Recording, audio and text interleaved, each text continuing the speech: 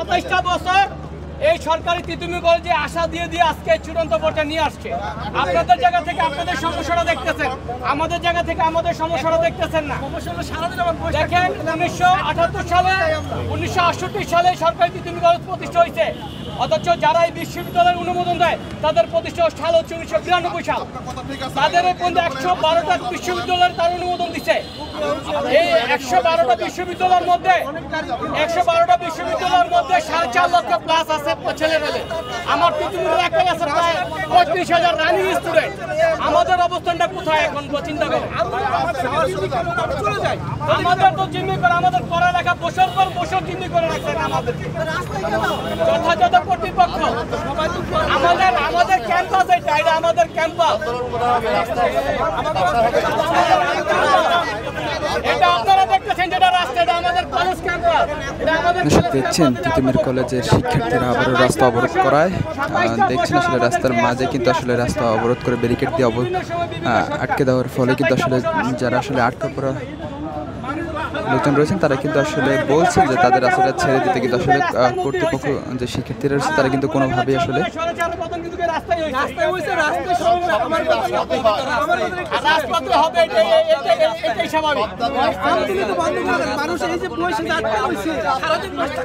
এই সমস্যাটা আপনাদের পক্ষ থেকে একটু যথাযথ কর্তৃপক্ষকে জানান। আজকে 5টা দিন এই ছেলেমেয়েরা না খায় অসুস্থ করে রেখেছে। আমতলী রাস্তাটা যদি বন্ধ করে তাহলে আমরা সেই ব্যবস্থা করতেছি। অলরেডি আপনাদের অবস্থান আমরা গতকালকে কর্মসূচি ঘোষণা করেছি। আমরা গতকালকে কর্মসূচি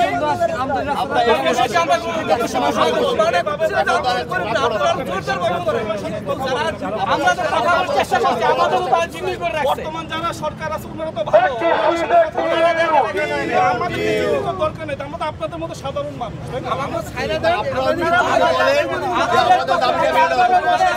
আমাদের দাবি দেওয়া তো আমাদের আসন নিয়ে না, আমাদের দাবি দেওয়া তো মার্সিডিজ গাড়ি নিয়ে না, শিক্ষাঙ্গন একটা শিক্ষা পরিবেশের জন্য একটা বিশ্ববিদ্যালয় চাই, এটাই তো আমাদের দাবি।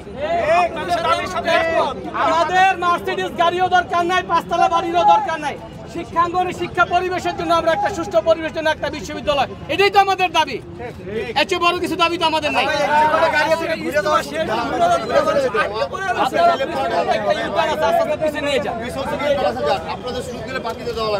দেখেন আমাদের ছেলেমেয়েরা 5 দিন না খায় একজন হাসপাতালে মানে থেকে ঘুরে আসছে। আপনাদের সরকার এত সিম্পল দেখানো উচিত।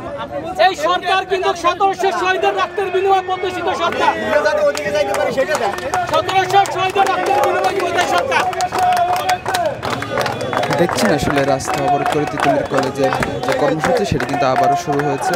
বিনিময়ে যে সরকার আমরা বসিয়েছি সেই সরকার কি এইতে বিনিময়ে এসে রক্তের বিনিময়ে ক্ষমতায় আসার পরে মানুষের জীবন কি নরমালাইজ করে ফেলছেন কিনা আমাদের সন্দেহের জায়গা।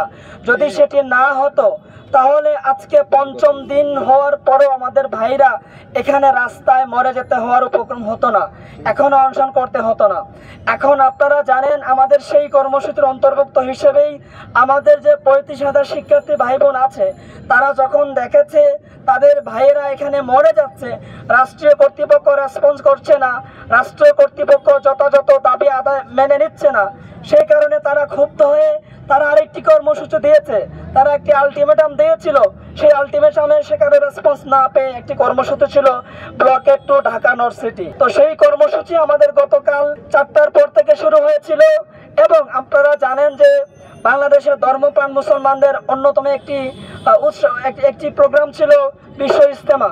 সেই বিশ্ব ইজতেমার আজকে আখেরি মোনাজাত ছিল। তাদের কথা বিবেচনা করে আমাদের সেই ব্লকেট কর্মসূচি আজ সকাল 6টা থেকে 11টা পর্যন্ত আমরা শিথিল রেখেছিলাম। এখন আমরা পরবর্তীতে আরো ভেবে দেখলাম যে এই প্রোগ্রামে সারা বাংলাদেশ থেকে মানুষ আসছেন, ধর্মপ্রাণ মানুষ।